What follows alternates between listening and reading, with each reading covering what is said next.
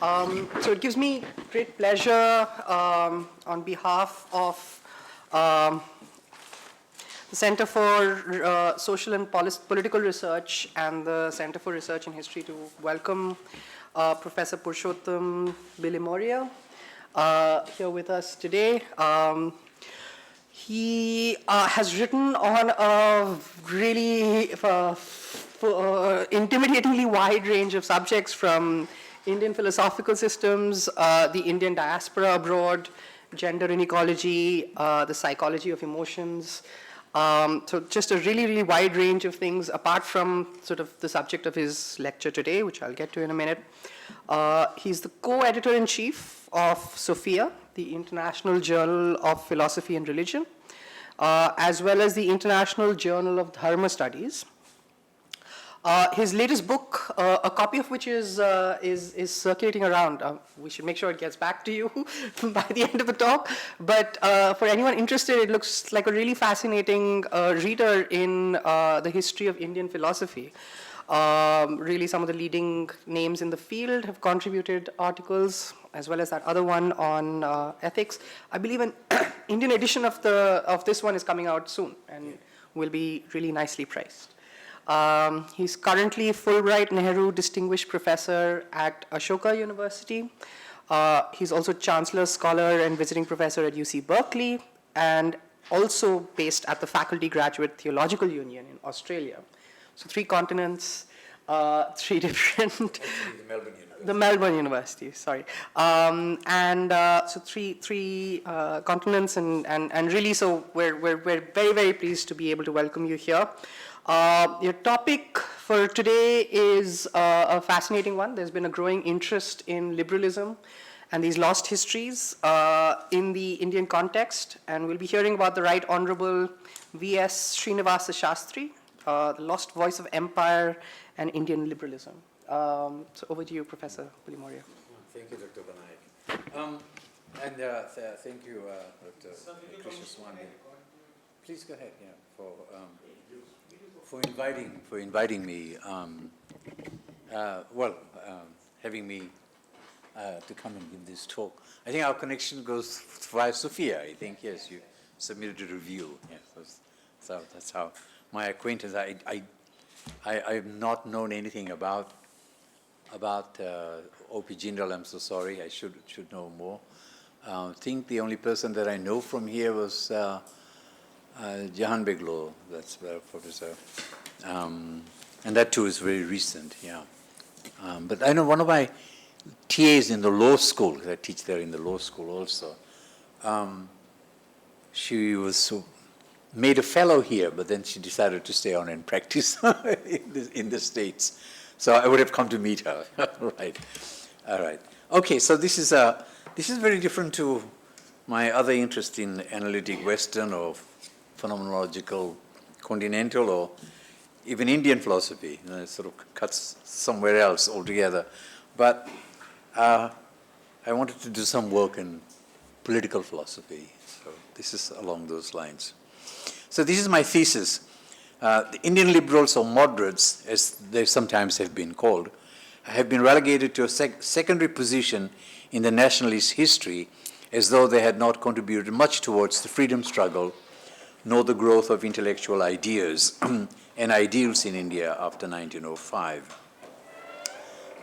So the sort of liberals have been sort of kind of left out of the picture of nationalist movements, both from the right and the left.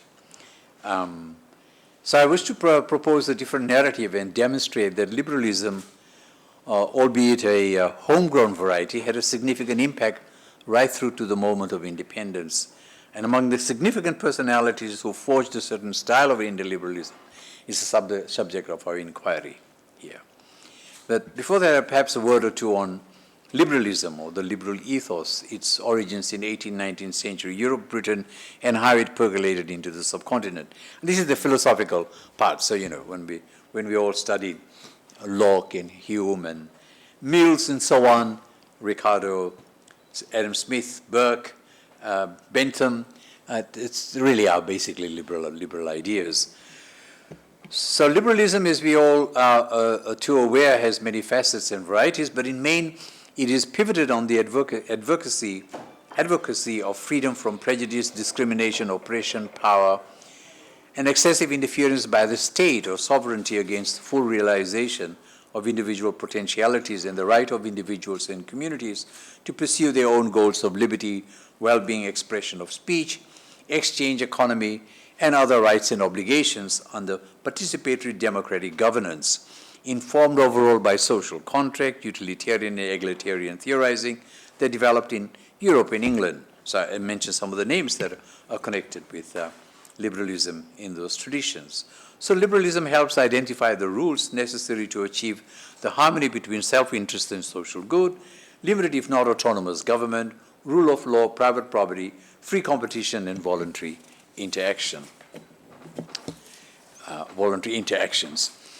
British liberalism arrives in India in one part through compromises in the principles of governance and economic restructuring of the traditional society that the colonists, following the implosion of the East India Company, encountered in the interest of bringing a distant civilization to a bewildering culture that seemed to have gotten stuck somewhere in the evolutionary line of progression. And that sort of really comes from Hegel and people like that who thought that India had got stuck somewhere in the past, and China even further back, and not to speak about all this so-called savage societies and so on. And some of that sort of percolates through.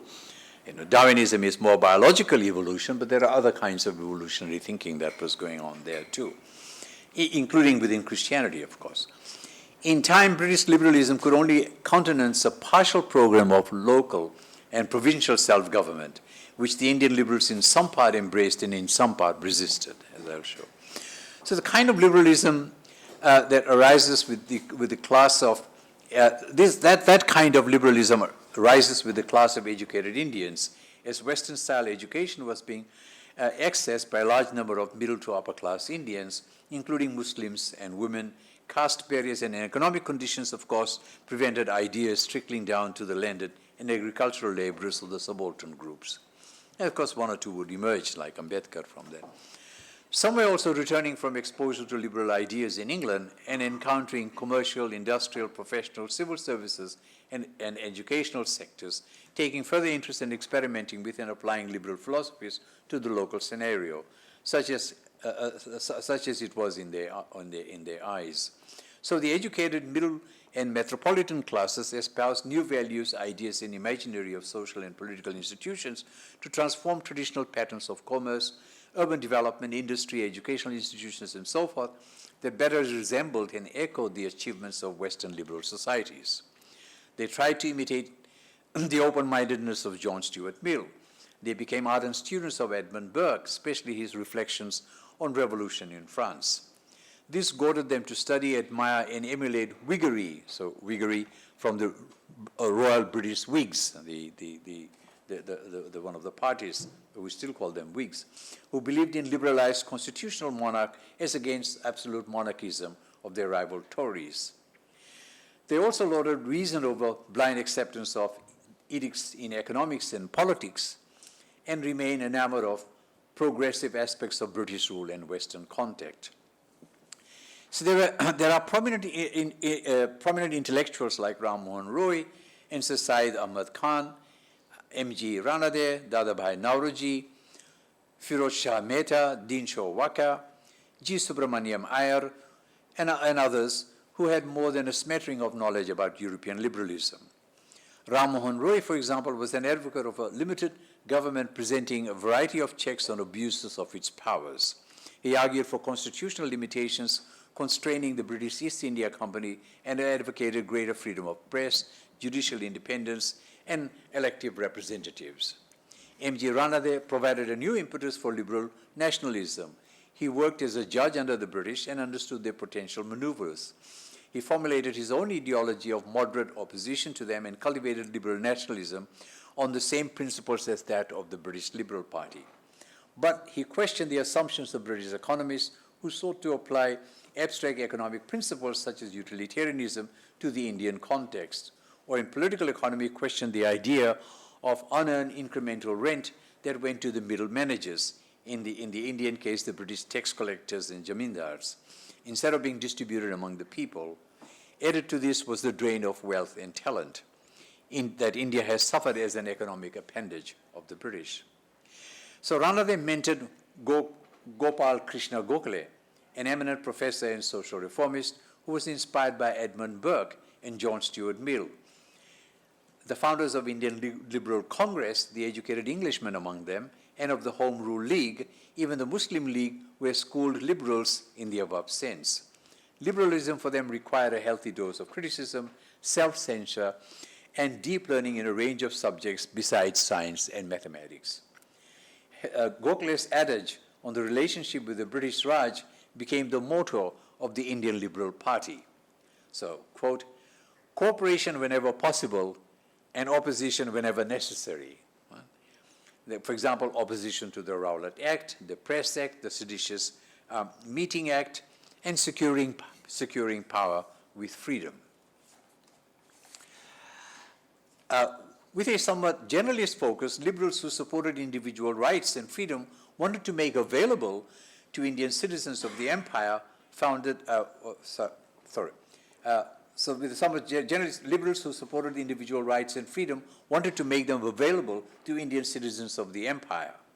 And they founded the Indian National Party, the Indian National Congress, which we have to this day in some form, or many forms, in 1885, with the help of British sympathizers like Ellen Octavian Hume, who rallied for liberty with the representative wing based in England and hosted a Congress deputation to England in 1905. The agenda of the Congress was to save the British from its own internal perils. Lord Hardinge used the phrase, looking forward to the future of India, that almost becomes a motto of the early Congress and later Liberal Association. India would be, quote, true friend of the empire, a trusty dependent, end quote. Thus, it's quite amazing that Indian Congress didn't start the way we think of the Congress, Quit India was not even thought of as any idea. Thus, the stage was set by the politically conscious middle-class liberals to use the Indian National Congress, the servants of India's society, and the press to further the liberal national ideology.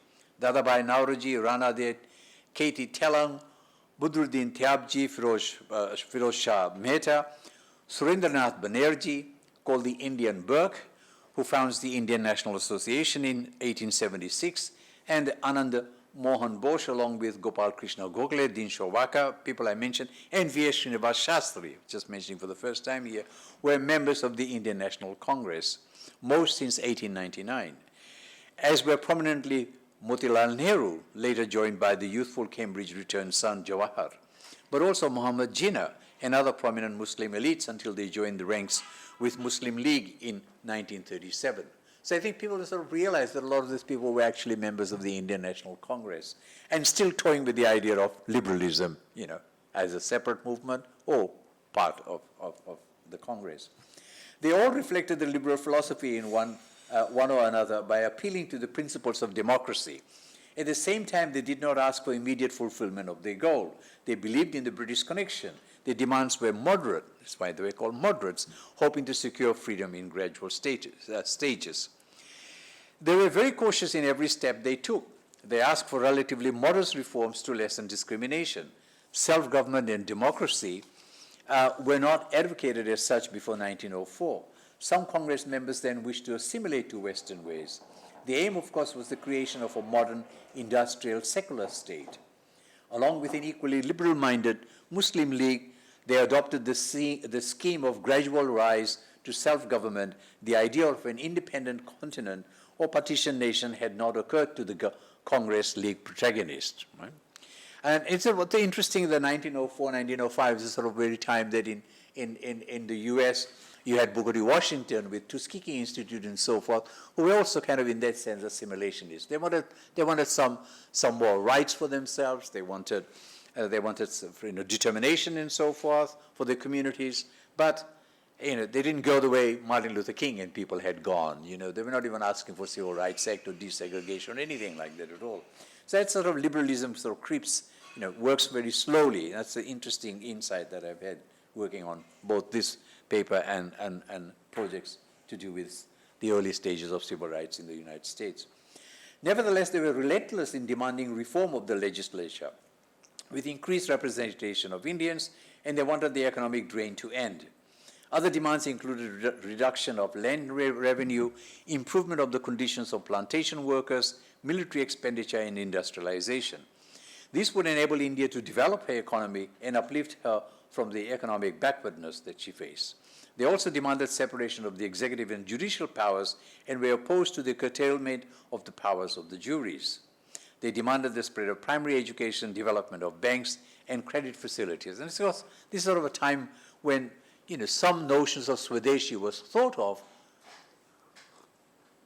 but not exactly in the way that later on Gandhi would bring Swadeshi. So they were actually talking about Swadeshi quite early on, as was Tagore from the other side of the subcontinent. The British officialdom was not slow in reading the new message that were being conveyed through the activities and watched them with suspicion and foreboding.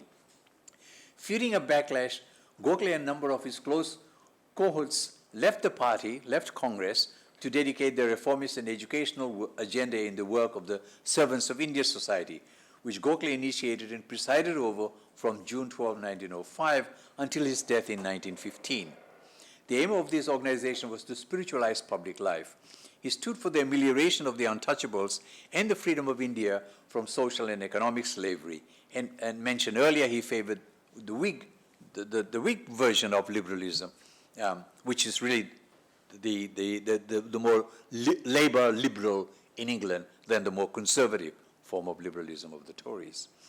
The first members took 7 vows, namely, the country would always be in their thought, they would give their best to the motherland, they would seek no personal advantage, they should consider all Indians as their brothers and sisters, they should work for the emancipation of all Indians.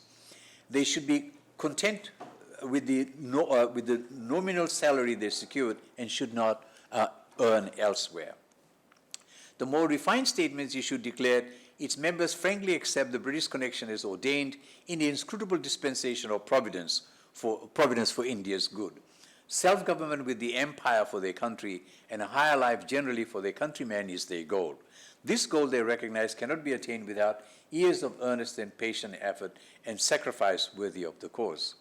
So the servants of India will train men prepared to devote their lives to the cause of the country in a religious spirit and seek to promote by all constitutional means the national interests of the Indian people. So there was a lot of things that they were preparing at this point.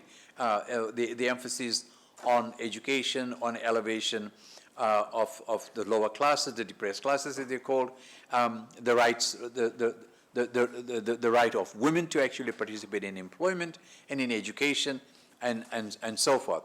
So there was sort of any preoccupation with agitation and so forth. It was really more through the normal process of legislature, but doing a lot of their own groundwork, building up the society from the scratch. Gokhale was mentor and teacher to Gandhi, as everybody knows. He visited him in South Africa, and though Gandhi felt Gokhale was too liberal in his ideas and his favor for Western institutions, nevertheless, he did follow Gokhale back to India. So it was through Gokhale that Gandhi, in some ways, thought of coming back to India. Young Mohandas toyed with the idea of joining the Servants of India Society before he had joined the Indian National Congress. How things would have been different if he had joined the Servants of India and the Liberal Party, right? But he joined the Indian National Congress. But his premonition told him that he would not be admitted because of his radical ideas, so he withdrew his application. The liberal ideas and critiques developed in the North trickled down to the South as well, in colleges and Madras Legislative Council. Liberals such as G. Subramaniam Iyer toured the Madras presidency to promote local self-government. The early liberals in Madras found their way into the administration, wherein they continued their struggle. They asked for Indianization of the sovereign administration and reduction of its control in economic matters. One such advocate to emerge from the South was V.S. Srinivasa Sastri. A teacher of English for some years and through sheer erudition and liberal sensibilities, found his way in quick succession into the Madras Legislative Council from 1913 to 1916, then the Imperial Legislative Council of India from 1916 to 1919, and the Council of State from 1920 to 1925. Meanwhile, he was also drawn to Gokhale's style of diplomatic politics and joined the Servants of India Society in 1907, eventually taking over as president from Gokhale when he died suddenly in 1915. So it is very interesting that Sastri sort of rises from almost nowhere to become a diplomat within the British services, but also working very closely with people like. So meanwhile, certain sections of the Congress wanted to take a tougher stance rather than the earlier weak-kneed, ascetic or piecemeal approach. The extremist section of the Congress thus wanted to follow the Swadeshi movement, coupled with boycott of foreign goods and establishment of national education, in which stress was to be laid on self-reliance. The moderate section wanted to go slow on such policies. These trends coincided with the partition of Bengal, which invigorated the extremists still further, and this event slowly but perceptibly led to the Congress split in 1907 in Surat. The impact of this split on the British bureaucrats led to the expansion of their policy of divide and rule by rallying the moderates against the extremists. They also strove to drive a permanent wedge between the Congress and the Muslim League. The Act of 1909 was a clear indication of their moves, yet the moderates worked out this Act of 1909 whilst the extremists were incarcerated in jails. So people like, Gandhi, not yet, but a little later, but there were earlier Congress extremists that were already being put to jail. Firoz Shah Mehta of Gokhale led the moderate section. Bal Gangadhar Tilak, who was not tolerant of Western values and institutions, led the extremist section, and we know that he did go to prison. In between stood national syncretizers supporting Swadeshis, such as Rabindranath Tagore, R.C. Dutt, Sri Aurobindo, and followers of Vivekananda and the Brahmo Samaj. Sastri stood with Gokhale, not with the extremists, not even with Gandhi, when the latter virtually hijacked the Swaraj movement, the democratic self-government as his own individual agenda after 1920. Even took over the paper, Young India, which people like Sastri and Annie Besant were actually contributing to. It was not a paper that Gandhi had founded. The ideas of Swaraj and Swadeshi had not been around much before Gandhi, and had been around much before Gandhi. And in the weekly papers, he started to propagate his own version, which he had articulated in the small booklet on Hind Swaraj, which he wrote in 1909 on board the ship to South Africa. Now, for the remainder of the talk, I wish to focus on the liberal career of Srinivasa Sastri. An account has been given of the early influences and context which Sastri had with the country's politics and his role during the Surat Congress split and as a member of the Servants of India Society, which propelled him to hold one of the foremost positions in the politics of the day. Now, this account has been given in a PhD thesis that was done in Mumbai, never published, but it lacks a lot of other bits and pieces which need to be filled in. So I'm inspired by this work, but not a terribly philosophical work, and I want to bring in some of the philosophical ideas into the. So the Right Honorable, pardon me if I don't say the name right, Walangeman Shankara Narayan Srinivasa Sastri. He was born 1869, just 8 days before Gandhi, and died in 1946, much earlier than Gandhi. He represents the best amongst the liberals discussed who upheld libertarian ideas in theory and practice. He stood out as a giant amongst them and received the respect of all who took active part in the national movement of the day. I lionize him as the last of the Indian liberals. He was an eminent legislator, a member of the Imperial Council, as I said, and also a member of the Kenya delegation as agent general in South Africa, as a troubleshooter of Indian problems in the Dominions and in Malaya, and invited to 2 roundtable conferences in the 1930s. He played a very prominent role in the roundtable conference. Now, Gandhi is merely, as I said, 8 days younger 8 days younger than Sastri, but addresses him as elder brother all his life and called on his advice and presence often. Their correspondence begins in 1912 when Gandhi writes to him from South Africa, commended by Gokhale, who Sastri first met in 1905. Both regarded Gokhale as their individual mentors. The correspondence is quite extensive. Shastri even corrects the English and grammar in the translation of Gandhi's autobiography and finds 27 mistakes in an edition of Harijan that Gandhi started editing. So you see who was better educated, not the one who took his law degree in Temple. But Shastri remains astutely critical of Gandhi's nationalism, bordering on radicalism, especially his advocacy of civil disobedience, to which Gokhale himself was not unsympathetic when he visited Gandhi in South Africa in 1912 and received him in India 2 years later. In fact, Gandhi's returning to work in India was as much Gokhale's idea. But Gokhale was dead by now. In passing, I might note right here that while the exchange does not become vituperative, for they remain friends as Tagore and Gandhi did, the differences surface even more glaringly. Shastri resigns from the Congress in 1922 in protest against Congress's espousal of Gandhi's non-cooperation move and slavist morality. The very last letter that Shastri writes from his deathbed outside Chennai in 1946 is a delicate balance of diplomacy and dismissal, of candor and cant. He warns Gandhi he will fail. The British government will not budge. American opinions that could move can't be mobilized. In short, brother, I can't support you. This is direct quote. I can't support you. If I were strong enough, I would take the field against you. The most I can do is make a speech, and speeches is what he did mostly. I am sorry to oppose you now. It is you who have changed in the matter, which was an oblique reference to Gandhi going further than any liberal or Congress leader towards meeting Jinnah's demand on behalf of Muslim League for a divided subcontinent. So it's a very interesting voice that we don't actually know about. With all respect, and he totally remains opposed to Gandhi's Quit India movement. Civil disobedience he thought was a wretched thing. It was not going to lead anywhere. And so, so now another friend of his that comes to surface here, and that's Annie Besant, the president of the Home Rule League, which she had launched. And she is interred in 1917, despite declaring India an empire. Mrs. Besant against the splitting of India from and dominion status urged.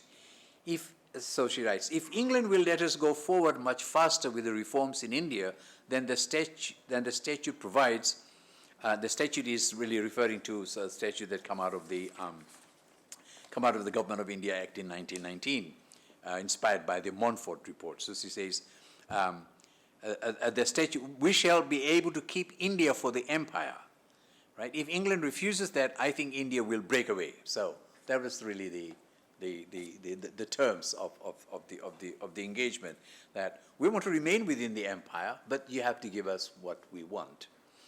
So that would provide limited self-government to India and protection for minority rights. However, Indian liberals demanded more progressive measures towards self-rule, albeit self-government for India under the British flag.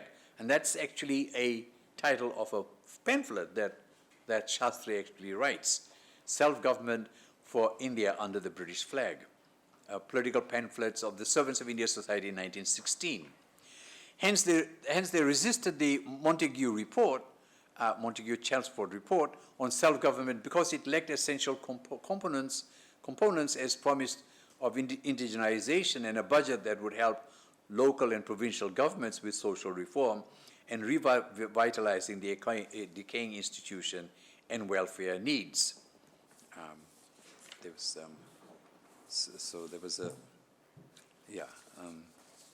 something that I wanted to cite, but I may come back to that. I seem to have misplaced that piece of paper.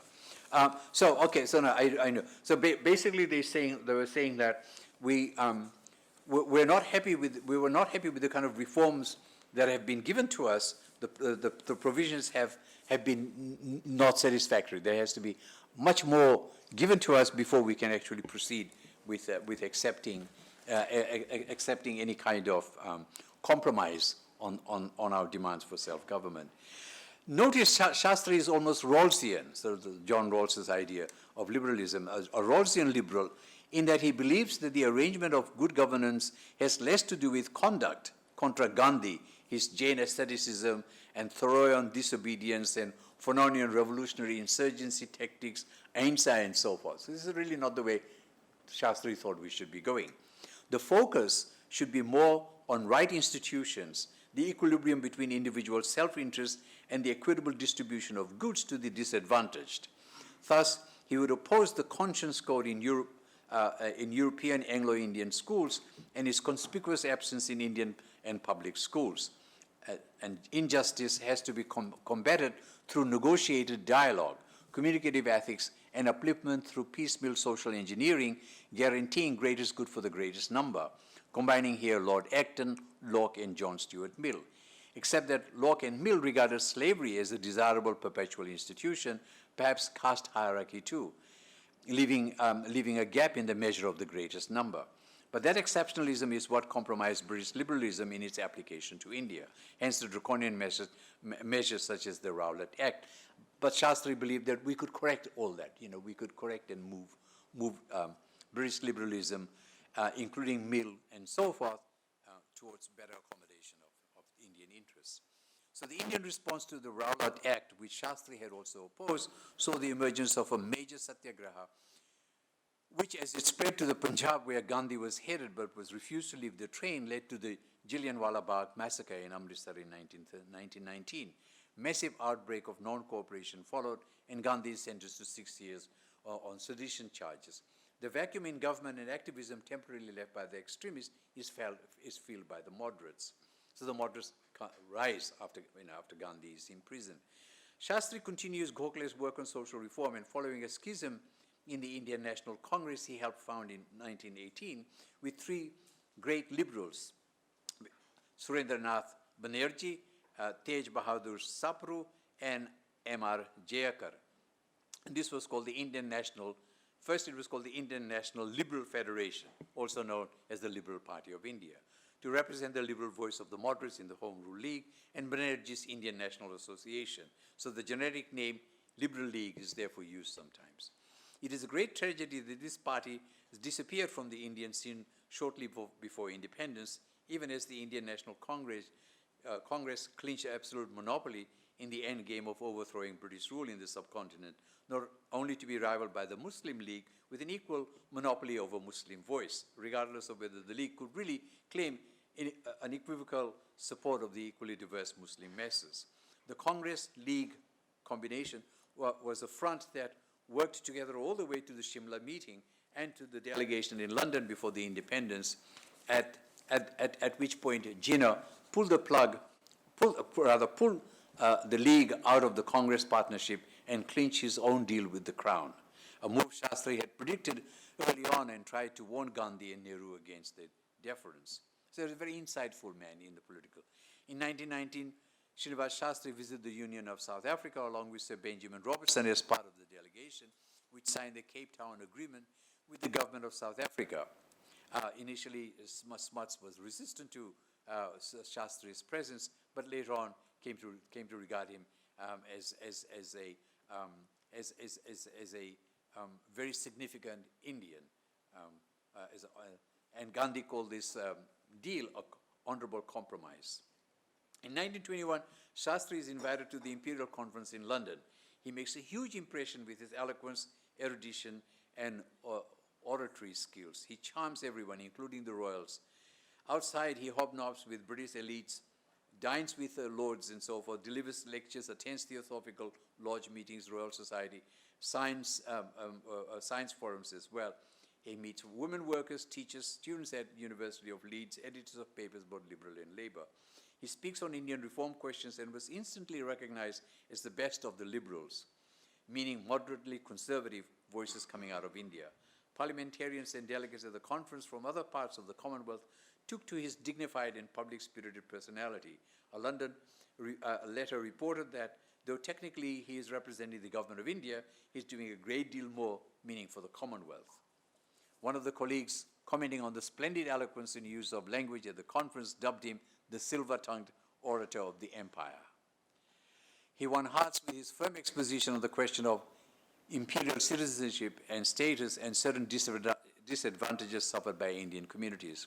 So despite the gracious accolade, Sastri is all too conscious that the resistance to granting equal footing to India in the Commonwealth on a par with the dominions or the sister nations, each being a recent settlement drawn from European migrants, European migrant groups having all but eclipsed and subjugated prior civilizational cultures that were considered to be inferior. All this was based decidedly on the judgment of color and race. This was said by the British officials to the post-World War I Imperial Conference, shunning India's proposed entry, backed by the Dominions, to Britannic Union. Non-European with a widely different standard of living, is a quote, all of which differentiate the Indian people from the Britannic, end quote, and cited in support the Asiatic exclusion policy of North America, Australasia, and South Africa. Hence, Britain must retain control, supported by military force, of foreign relation of India for as long as future can be seen to be present, end quote. Still, Sastri, the scholar of Sanskrit and translator of good chunk of Valmiki's Ramayana, would fain move India slowly towards civilization, as though it had never had one in glorious past. Then he would disrupt, with or without arms, the British Empire and the great civilizations she brings providentially to the world.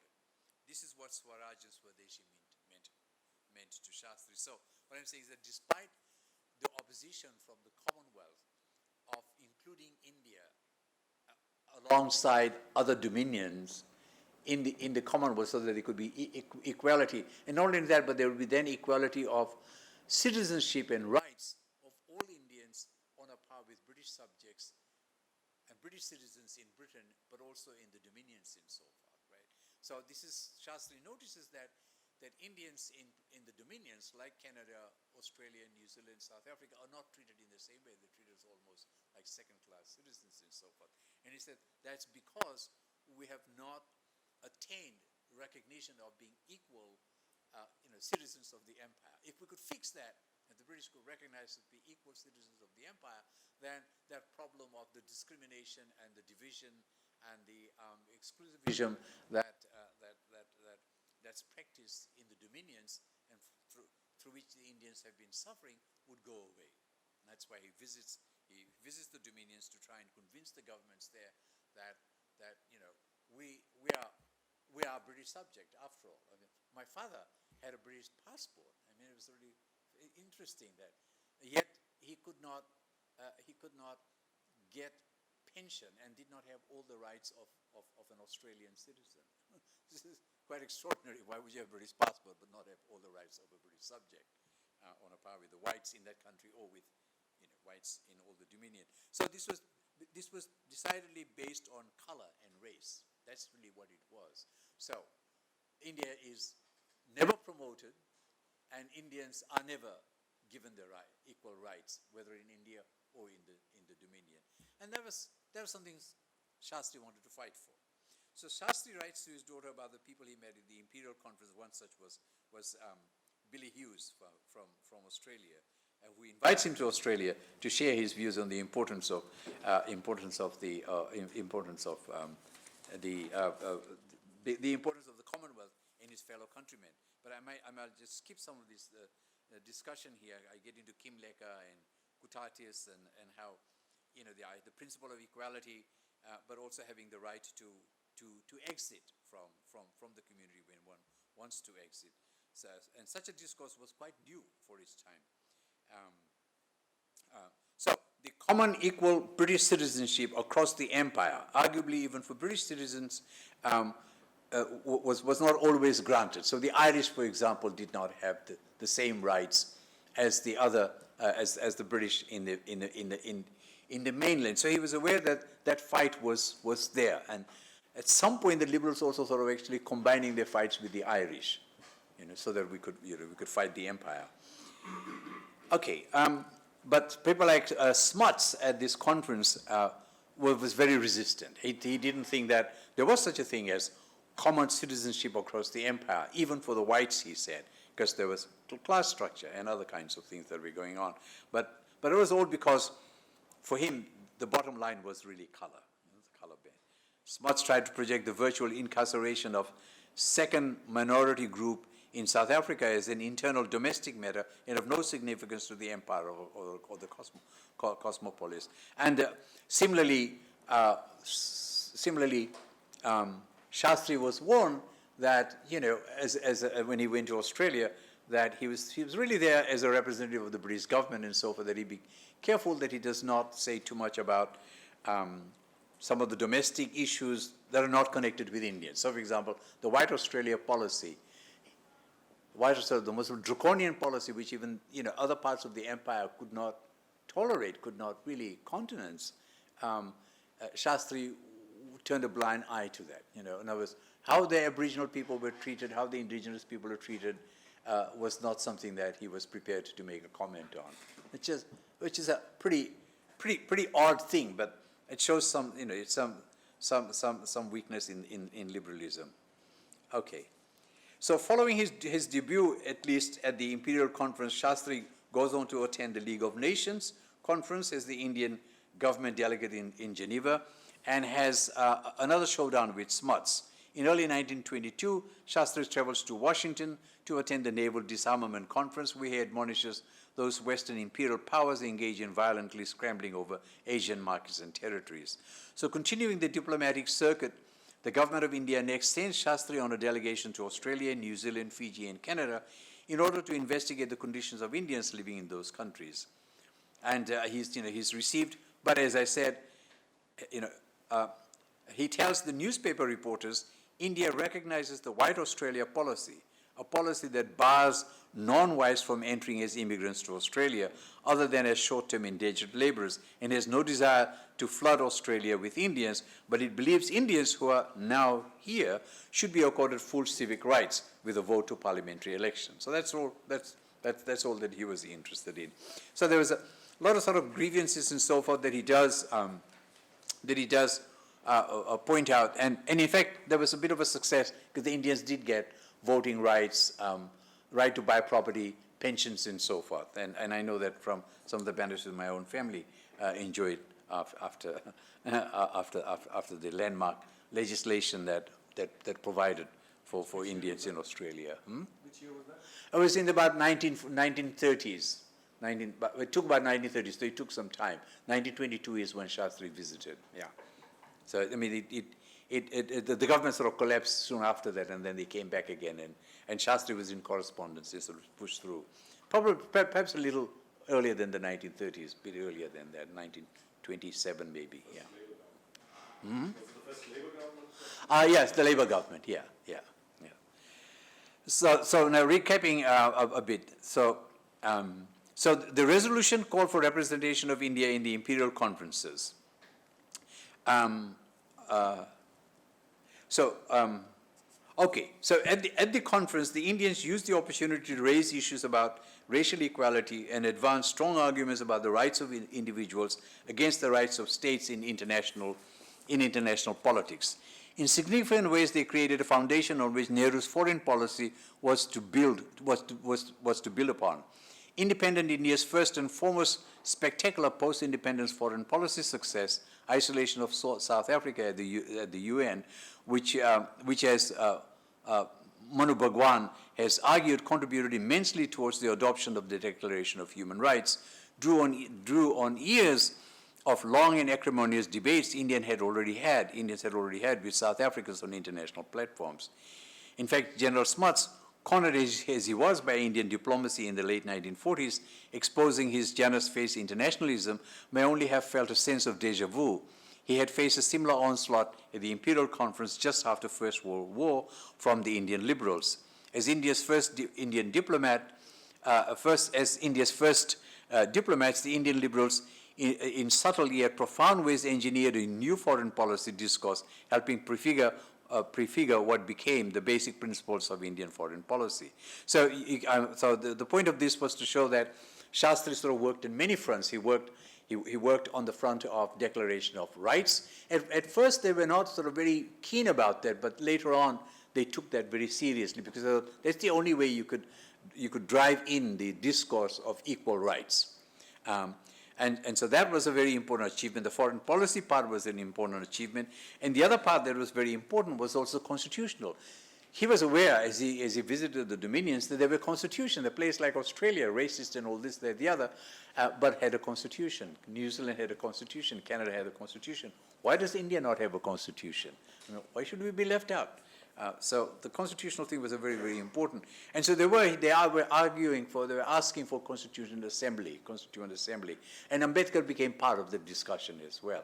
And so no wonder that Ambedkar is asked then to lead the Constituent Assembly when it comes to the writing of the Constitution. But some of the legwork were done by the liberals. Okay. All right, so moving on and towards the end. He sharpens his liberal stance both negatively by articulating what he stands against, for example, Tilak's legacy, Gandhi's method, and National Congress's aggressive drive instinct, and positively by writing extensively on the compromise he, as British India's diplomat, number one diplomat, was able to garner. Splendid report on his deputation to the dominions of Canada, Australia, and New Zealand, 1923, appeared, followed by a series of endowed lectures, plus biographies of Mehta and Gokhale, and short essays on all great leaders in India at critical periods, the early phases of Indian nationalism, up to but excluding Jawaharlal Nehru, although he does have a small thing to say about Nehru too. They never did see eye to eye. So there were two other imperial conferences. The second one, Gandhi comes to dominate. First one, Sastri, was really the star, and the second one, Gandhi, who reluctantly actually goes to that and was urged by by Sastri to go to that. In the third imperial conference, Sastri was left out altogether. So you can see the liberals are being sidelined. The Congress takes over.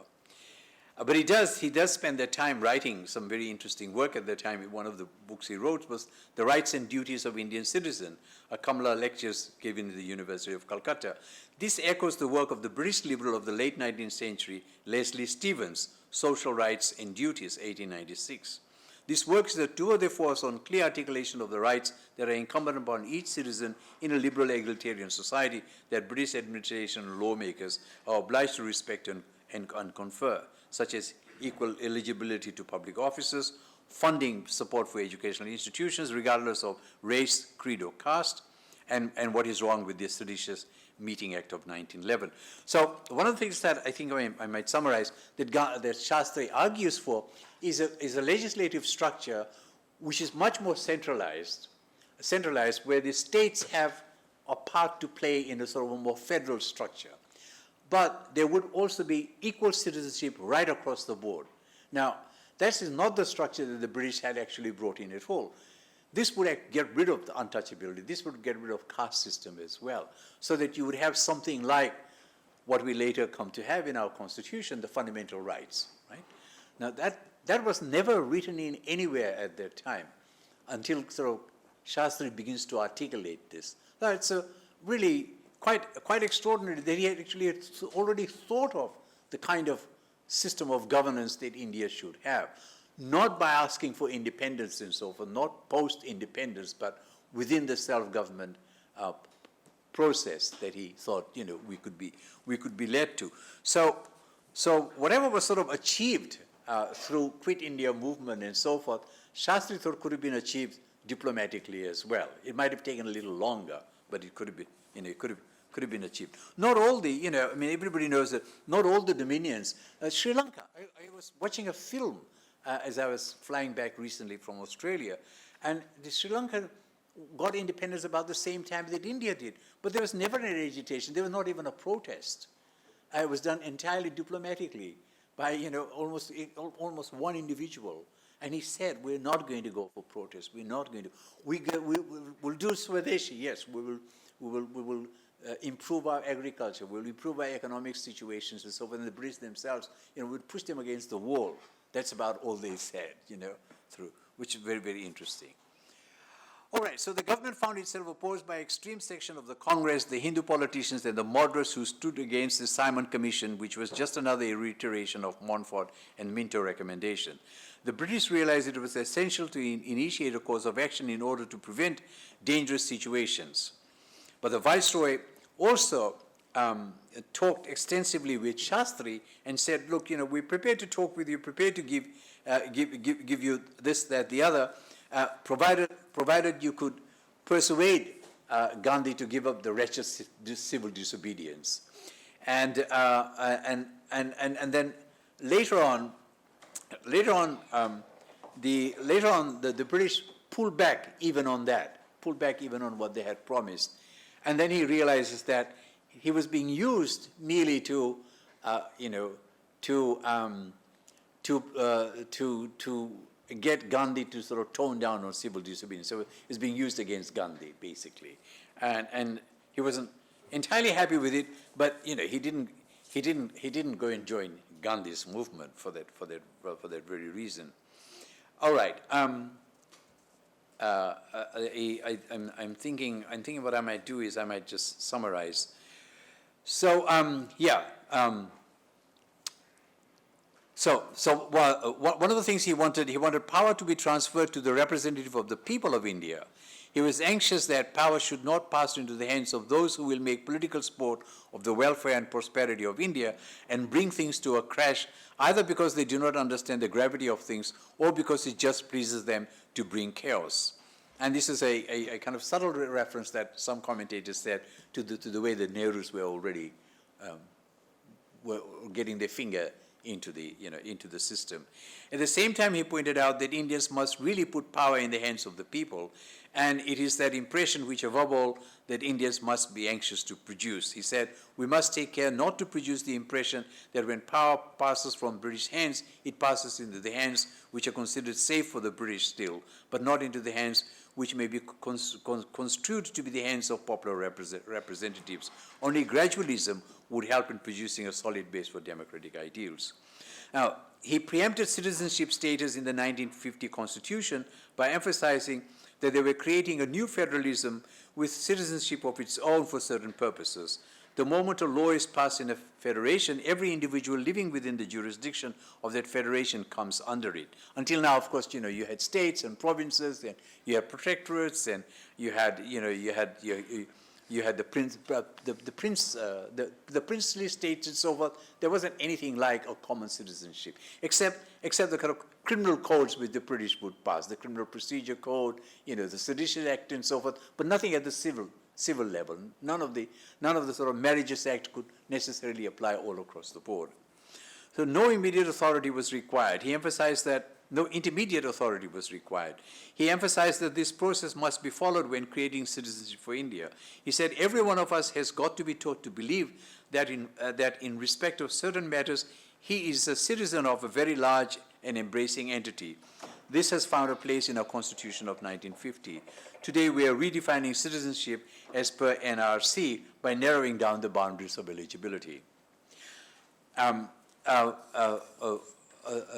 Right. Sastri, Sapru, and Jekar returned to India in February 1931.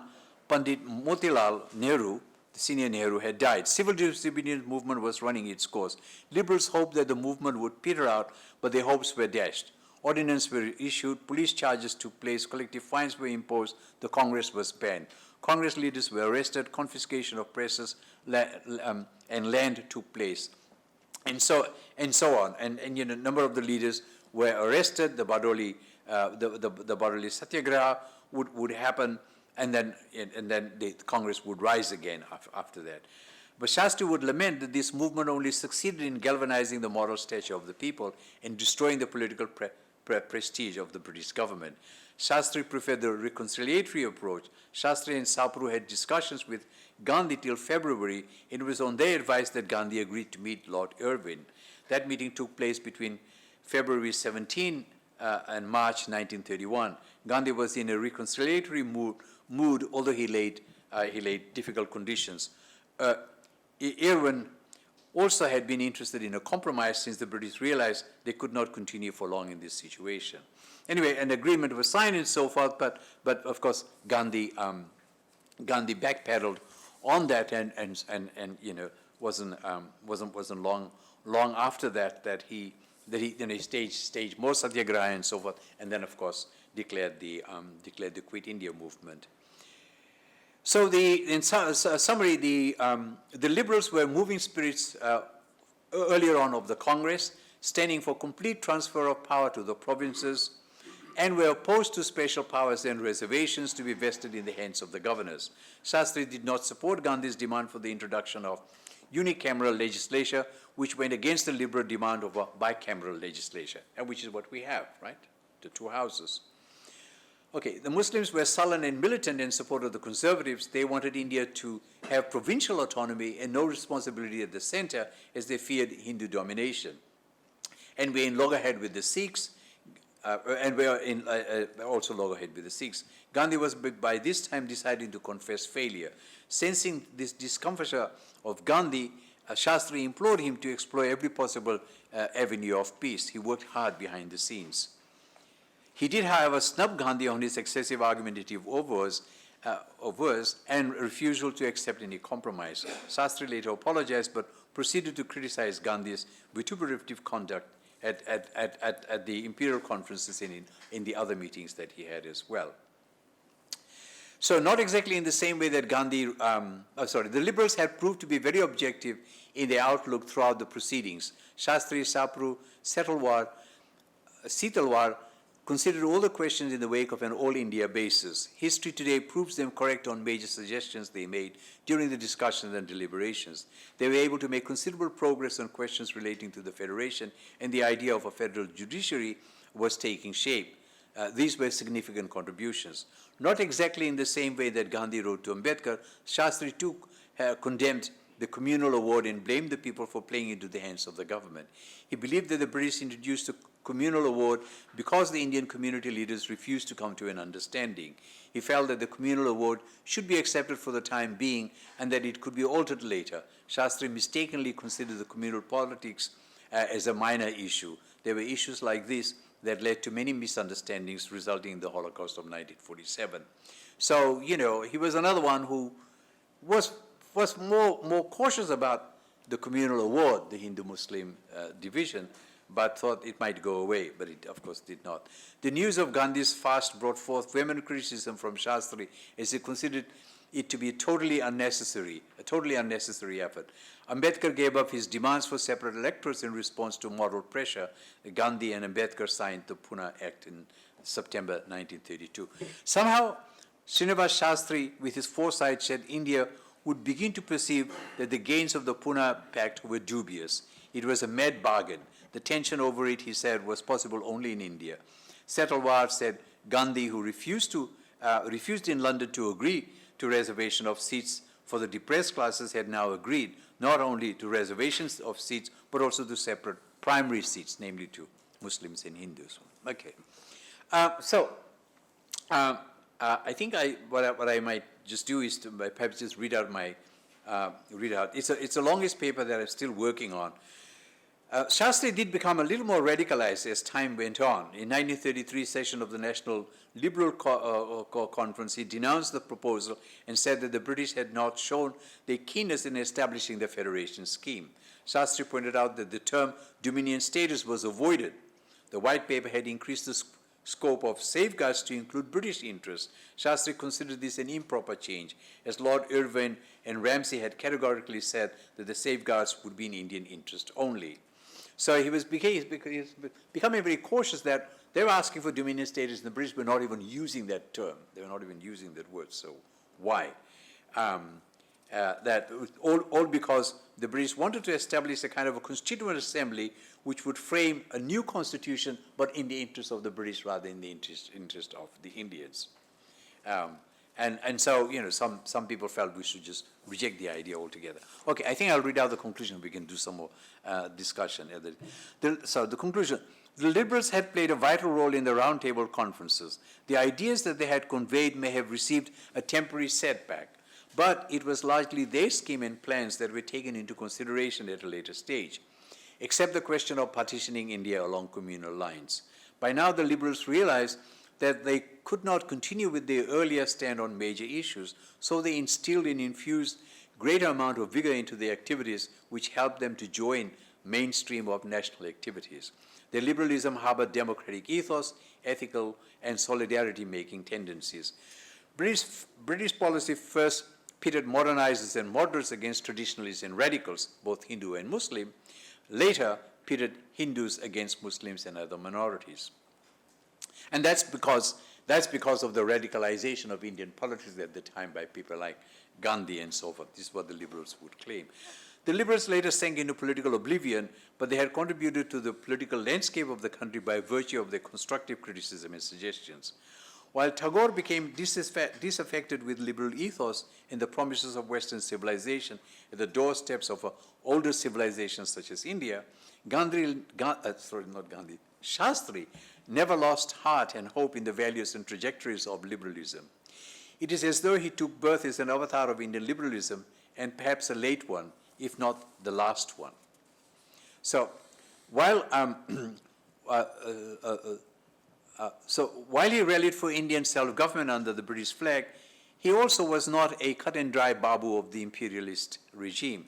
As I have argued, what is most significant about Sastri and his legacy is his groundwork, the groundwork that he did on the All India Federation and a call for Constituent Assembly, as well as certain policies he brokered with British administration that became the hallmark of India's foreign policy post-independence.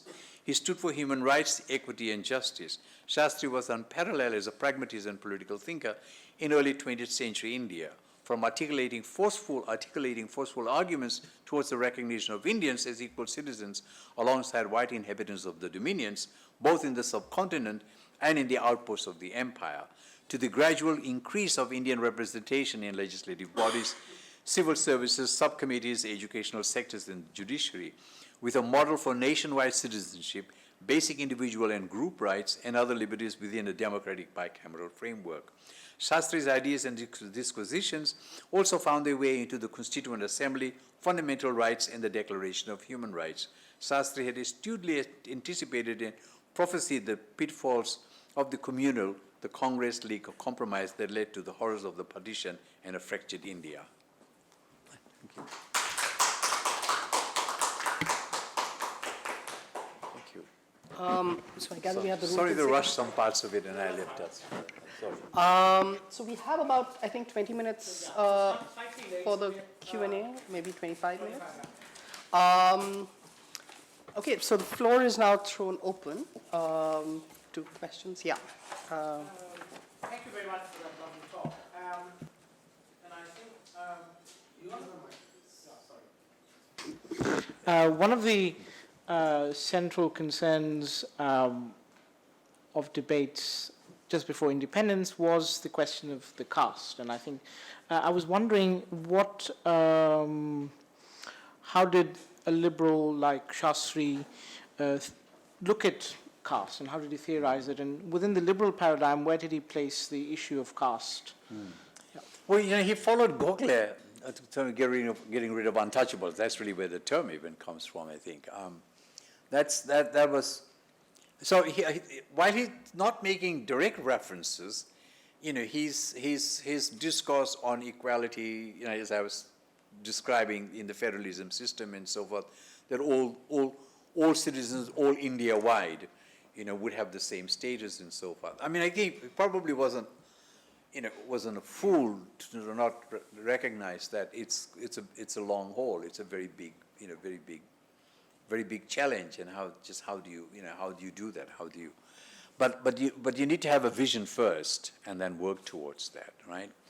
And he thought series of legislations and so forth would do that. There are some references here and there to reservations and so on, but it doesn't seem as if he was very keen on that.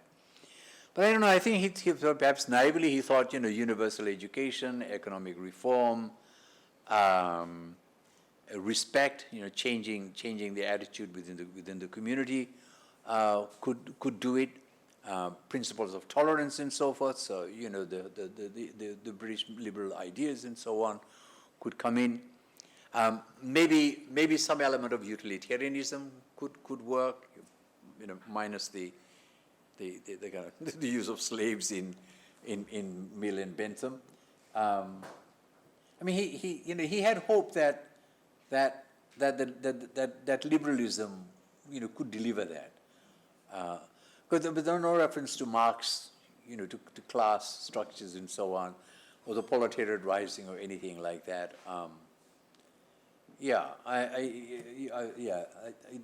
I wonder about that too. That it's not an easy system to reform or to overcome. I mean, we know that even today it's. But let us just say, in principle, yes, he wouldn't.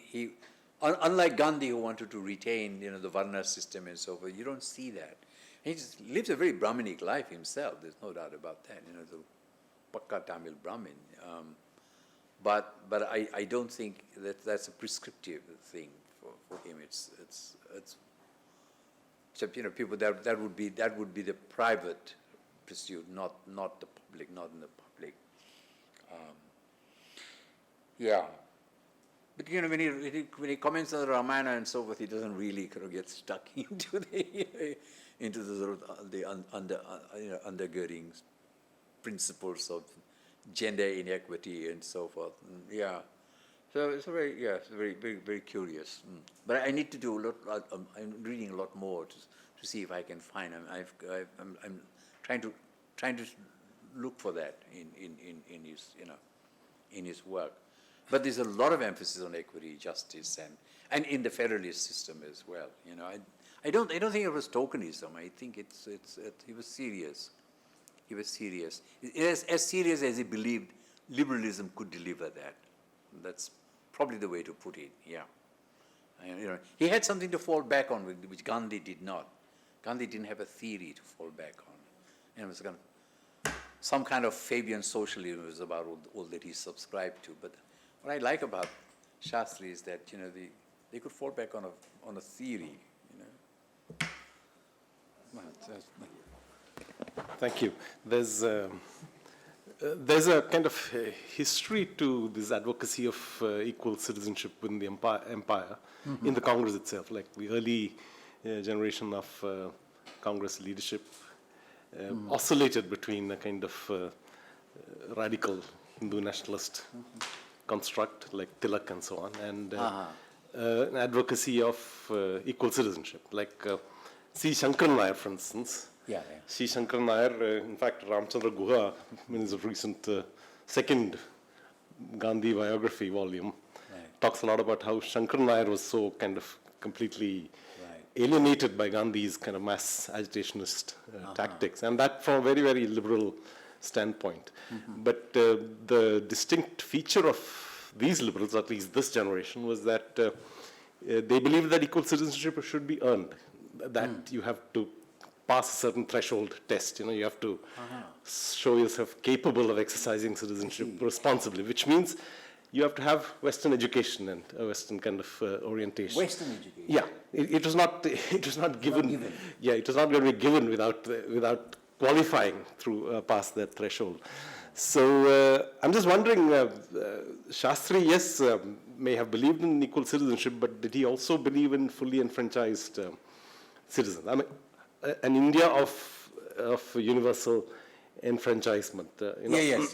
So is that the conception, or did he also have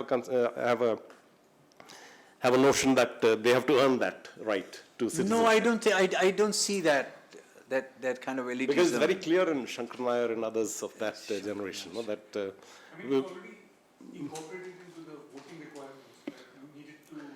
Yeah, the Congress had certain, The British early enfranchised had certain educational. successively, correct, yeah. Income thresholds tests, and right? Yeah. income thresholds and so on, tax paying. So I mean, I'm just wondering if Sastri, whether explicitly or implicitly, spoke of such a requirement. It's. Well, when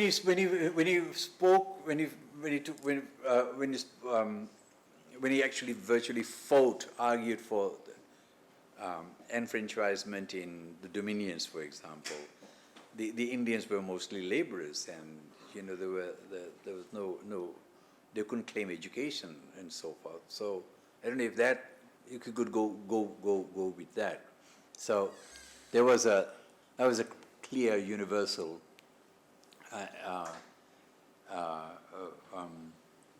case that he was making for enfranchisement without any kind of test and so forth. In fact, he was arguing against the text that sort of test that the Dominion governments had been placing. So they were sort of very selective in who they might even have to represent in the legislations and so forth, right? So but I'm not quite sure whether in the Indian case he would follow the other. I have another question, which is that, the 1920s, when the Liberal Party was formed, Yeah. it was finally dissolved in 46, you said, right? Or I'm sorry. it was dissolved in 46 or ceased to exist? Was it dissolved? It sort of seemed to have petered away. I'm not. Okay. No, because 20s was a period of Yeah. fragmentation. There was a lot of flux and fragmentation in the party system, a lot of breakaways from the Congress. Right. In fact, the Congress was not really a party. It was just a kind of platform of diverse political tendencies. So there was a Swaraj Like a Party. fraternity, wasn't it? It was like a Yeah. fraternity, yes. So there was a Swaraj Party, which Yeah. Motilal Nehru and others that's started. right, yeah. And some of the persons you identify, Jayakar and so on, were part of Swaraj. Right. Then broke off and formed what is called the Responsive Cooperation Party, which Yeah. engaged with the government, Right. imperial government. Right.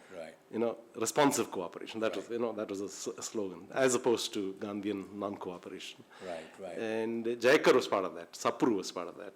So I'm just wondering, Who was the other person? Sapru, Tej Bahadur. Sapru, yeah, Tej Bahadur, yes, yeah, Sapru.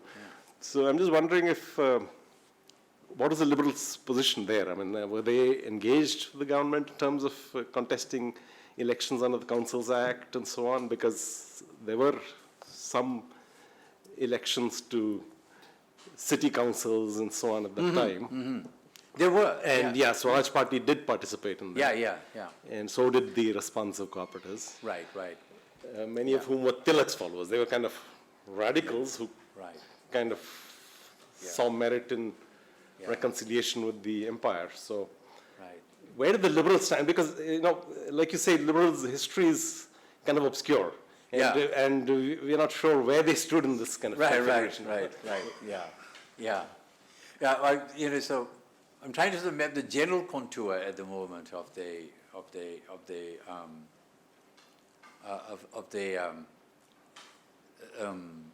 sort of philosophical positions and so forth. The kind of ideology that it, and then sort of figure out where they're participating, where they're engaging.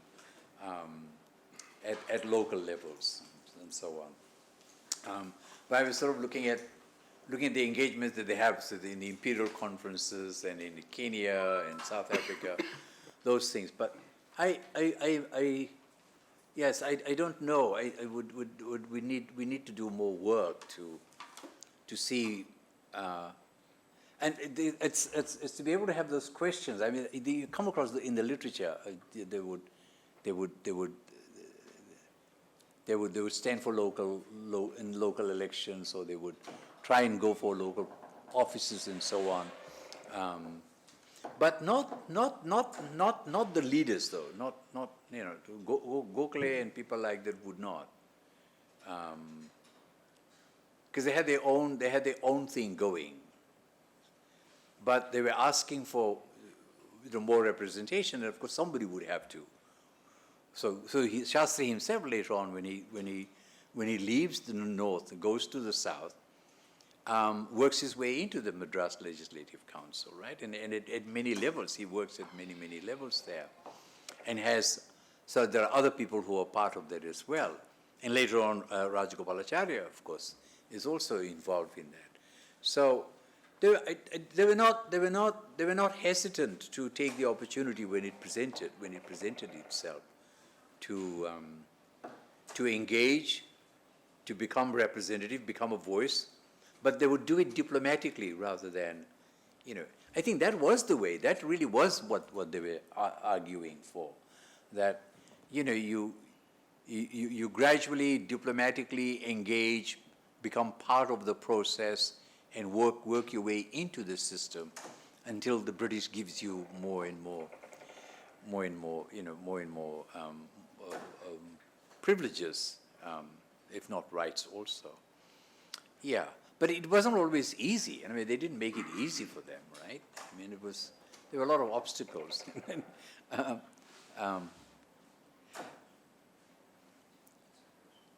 Yeah. So can we take 3 questions in the next? Up to I'm in no rush. If Yeah. you're all right, no, 'cause No. I think we're all it's okay. Yeah. So, federalism has is one of the core liberal ideas because the checks on power and all of that come with federalism. Yeah, yes. But I'm just wondering whether in this case, in Sastri's case, what has been curious to me is that the Muslim provinces always wanted a federal structure. In fact, Jinnah was the sole spokesman for that very purpose. He was claiming that, he'll be the spokesman for Bengal, he'll be the spokesman for Punjab. But the Hindu majority provinces, generally by and large, don't want a federal structure because the Hindus in Bengal, the Hindus in Punjab actually want a strong center which will be dominated by the Congress.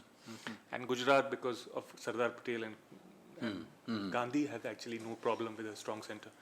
But I'm just wondering, the South is the first place in India among the Hindu provinces which actually want some kind of a federal structure. But you don't see it in Rajgopalachari, but it seems to be coming out in Sastri. There seems to be it's a not necessarily a liberal argument that he's making. He's making a federal argument on the basis of some kind of diversity argument, it seems to me. And but it doesn't come out of Maharashtra. It doesn't come out of Maharashtra. In fact, what is curious actually is even in the beginnings of Indian nationalism, you see a Bengali nationalism which emerges briefly, but it quickly dissolves into Indian nationalism. There is no regional nationalisms which strongly emerge other than, say, Tamil Nadu, maybe you can say. You don't see a strong regional nationalism emerging, say, in Maharashtra, even though Tilak starts the Ganpati festival and all of that. But there's not really, he's also not asking for, Marathi nationalism. No, Somehow it subsumes itself into Hindu or Indian nationalism. Right. So I'm wondering whether Sastri has this notion of a federalism which is based on, distribution of regional power, not just distribution of power. Yeah, that's all. So, sorry, I just want to respond to that, no? I thought maybe we could take Okay, yes, sure, yeah. So my question is more regarding, I have two questions. One is regarding your sources. Being a historian, I'd be interested to know more about your sources, and you mentioned his correspondence with Gandhi. I think that's one of the sources that you mentioned. What are the other sources that you use for your work? And my other question is,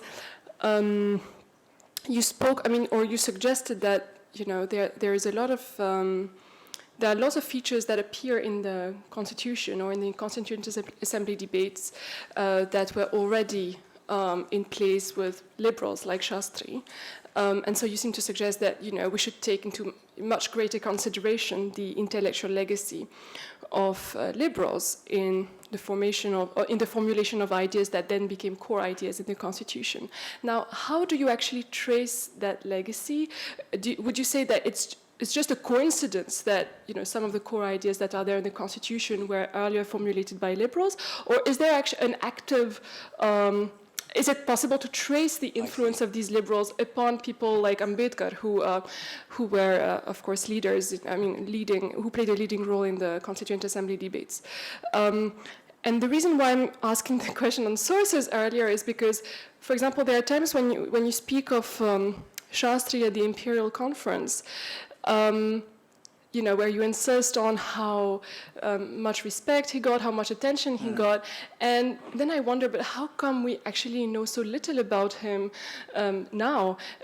Is it possible that there's a kind of self-aggrandizement of Sastri that may be there in the sources that actually is not really justified by the importance of his legacy later on? You see what I mean? There seems to be a gap somehow between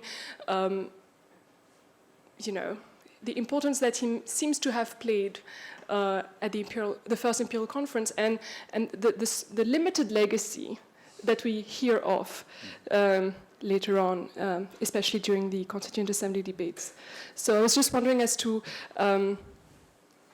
basically, first of all, how do you really assess his intellectual and political legacy, especially during the Constituent Assembly debates?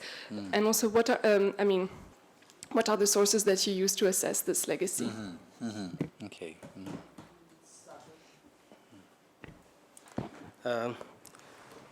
My question, sir, is I suppose that Sastri would be trained as a lawyer, was he? Was he trained as a lawyer? Changer? Train? A lawyer. No. He was a school Okay, teacher. because he seems to be a constitutionalist in the who would believe that a top-down way to reform society is possible. Right. If you have good laws and implement them well, Yeah. it will create a good body of citizens, Right. and hence a better society. Now, this top-down approach, which is apparent in the ideas that you discussed, is in slight contrast with the body that he headed, Servants of India Society. Now, Servants of India Society, of which he was the president after Gokhale, actually played a remarkable role which is not appreciated in Gandhian nationalism, because Gandhi, when he first landed back from South Africa, actually tapped into the networks of SIS. And people like Thakkar Bapa, etc., became his lieutenants, and Thakkar Bapa served as president of Harijan Sevak Sangh, etc.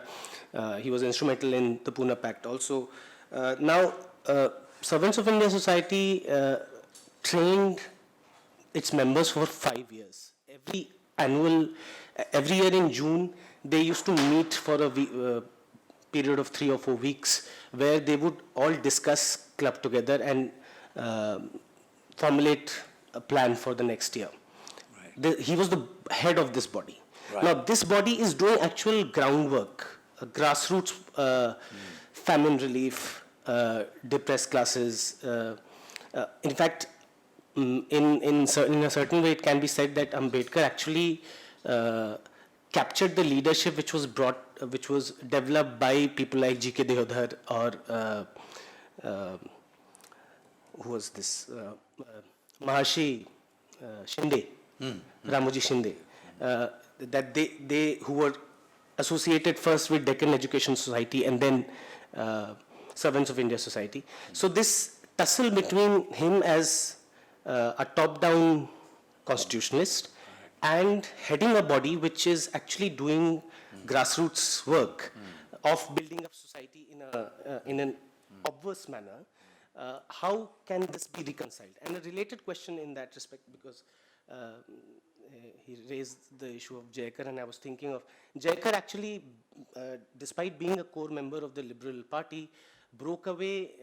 He served as a federal judge, I think, in late 1930s in London, and then became a part of the Hindu Mahasabha and did a lot of work around mobilization around the time of Second World War, etc.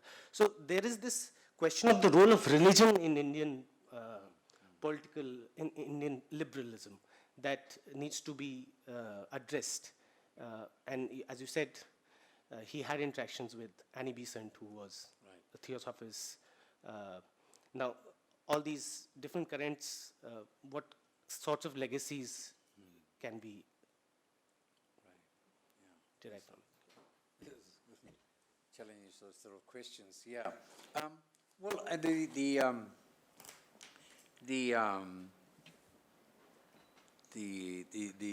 the first, yeah, that's right. The federalism question. Yeah. So I think one would have to see Shastri's federalism is coming out very much from the kind of models that was already being practiced in the American federalism, right? I mean, that's the sort of federalism that he would be more interested in. But on the other hand, even things like, there was a reference to, for example, Australia. You see, Australia, there were all these separate countries, separate colonies. At some point, they decided to give up their rights to being separate and come together as a form of. That's what the Federation of Australia was formed. This was back in 1901. So it was sort of possible to move to that kind of a structure. It was not difficult for him to conceive of that. It would require some negotiation and people giving up some of the cherished claims and so on. I don't know. I don't know exactly how he would think that the princely states would give up some of their rights in that context. But yeah, sort of, I think, the constitutionalist kind of federalism is what he would have been more interested in. I'm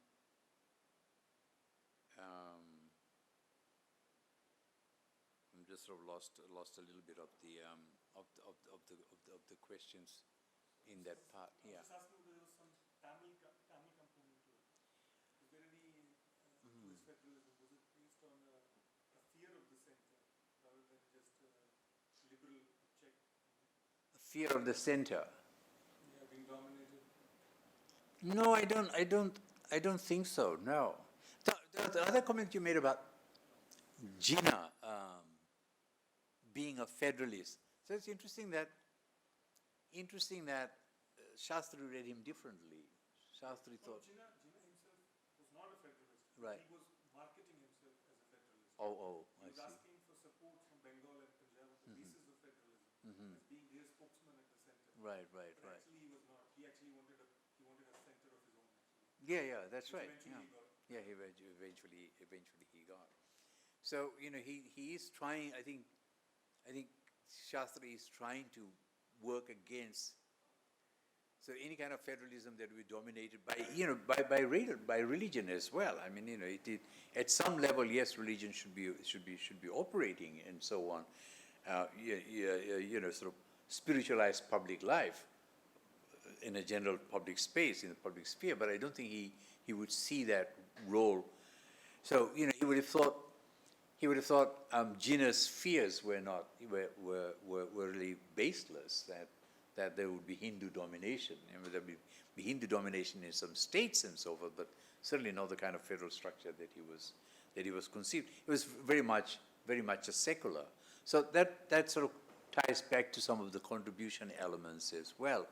That yeah, I mean, there were not too many people who were able to think that far ahead of the kind of governance that we would want. He sees a very pretty clear articulation of a quasi secular system that he would want. That brings me to your question. The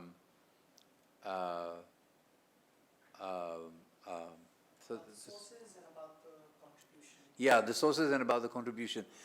Well, the sources are the massive and extensive correspondence that you have of Shastri and Gandhi, Shastri and Gokhale. I mean, Shastri wrote lots and lots of this. Lot of the material is out there in the public, too. Some of it you have to go through the Servants of India papers and the extensive writings that he did for Young India. And the documents that they produced with Annie Besant as well. They produced lots of documents. Shastri was a prolific writer, and even in some of the long obituaries that he writes on Firoz Shah Mehta's death, on Gokhale himself.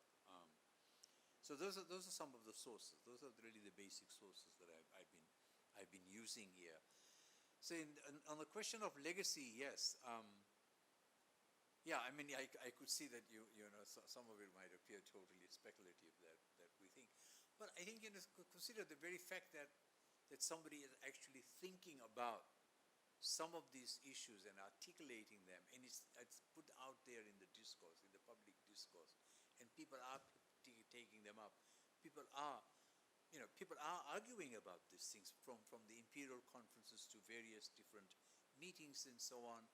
And Gandhi is picking up some of these things, and Ambedkar is picking this up as well. I mean, they've had quite a lot of discussion on these things, on these issues as well. And I think it's kind of, in some ways, inevitable that these are basically liberal ideas. So I was sort of thinking, it's not all a priori that a kind of a liberal structure that we do end up with, and it's not terribly radical. In the preamble it says socialist, but it's not really a socialist thing at all. It's a liberal, secular system that we end up with some moderations and so on. But it's not, it's not a terrible, a unique thing that's thought out on the eve of independence and so forth. No, I think there was a lot of thinking that was going on before. before that, very, very early on, and I thought it would be important to see, who were some of the people who were thinking about these things. And that was, and Sastri is one of these people. Without, I think, I'm not a historian quite in that sense. So I'm not quite sure how I would sort of substantiate to say, yeah, this particular article in the Constitution sort of goes back to this person's articulation and so on. I don't know, but I think ideas do travel and they do shimmer around and they do impact on society. So this is important. And there are people borrowing Shastri's ideas left, right, and center. I mean, even Annie Besant's sort of stuff is pretty important. I mean, these people were talking in great length about, they were questioning the economic policies as well. They were questioning the educational policies that were there. And because they had an agenda, and was moving gradually. So the last sort of question, the constitutional, the top down. How do you reconcile that with the grassroots movement and so forth that they were also engaged in?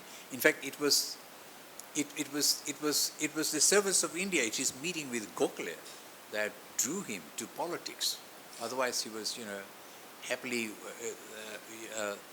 I think he became the vice chancellor or something of Annamalai University. Also, he would have happily sort of done that. But he was in the Madras Legislative Council as well. So he did have, political experience. He had experience of public life in that sense. Well, there are. I'm thinking of some of the sort of labor movements in some other places as well, where people do reconcile both. So the Catholic, the Labour Catholic Party in Australia is one example of that. That they would on the one hand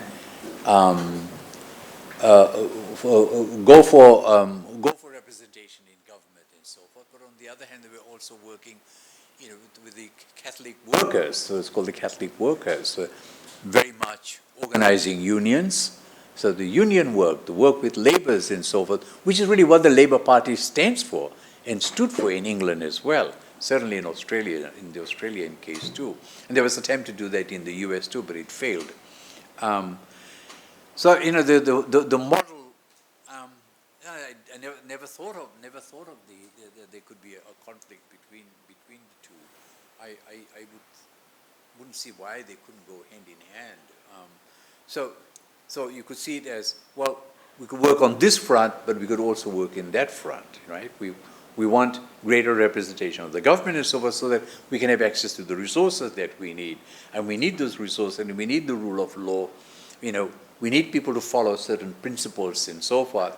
And we need equality to come, and justice and so forth happening. But on the other hand, you have the Gokhalean vision, to some extent Ram Mohan Roy's vision as well, that we've got to bring things up from the bottom as well, so that we become self-reliant. Like the Sri Lankan model that I just mentioned, and this man was very clear that we've got to reorganize our entire agricultural system so that we become self-sufficient. We have our own money. We don't depend on that. And then we say, look, we're quite capable of doing these things, but we need more. We need more resources. We need you to change your laws and so forth, so that we're not oppressed by your system and so on. And there's this completely other side on the personal law things that I'm also interested in.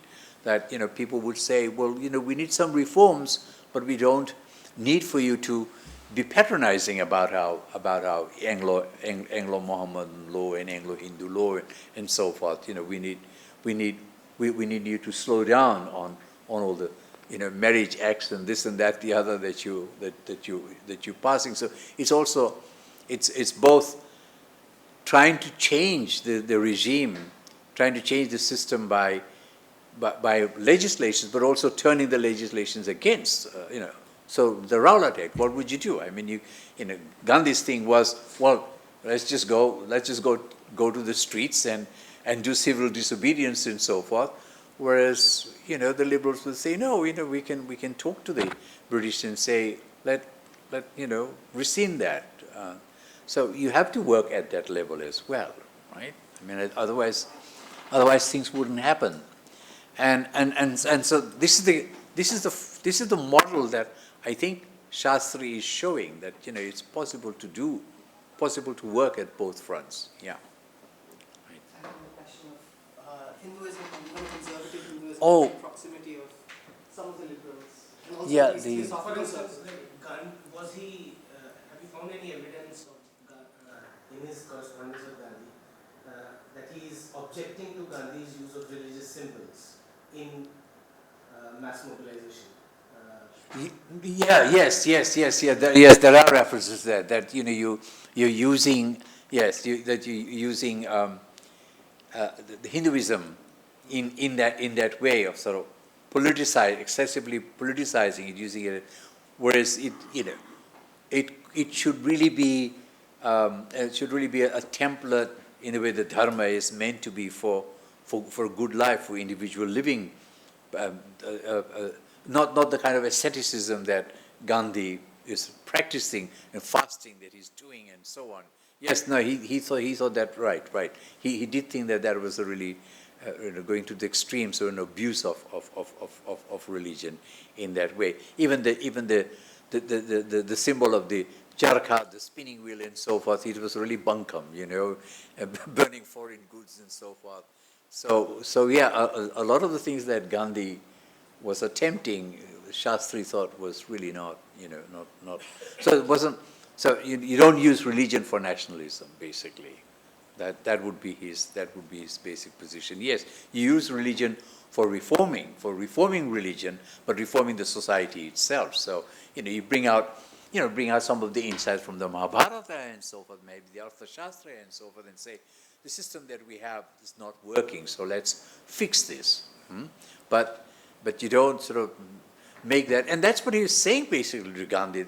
You're doing that, and that's why Jinnah is doing that, And the more you do, the more Jinnah will do, and that leads to communalism, right? And the British are going to exploit that. So that's some of the insight that I think he had, which I'm trying to sort of lace through in the paper here. Yeah, for sure. Okay, it remains for me.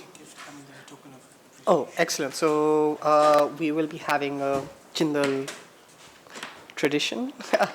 I think Krishna's.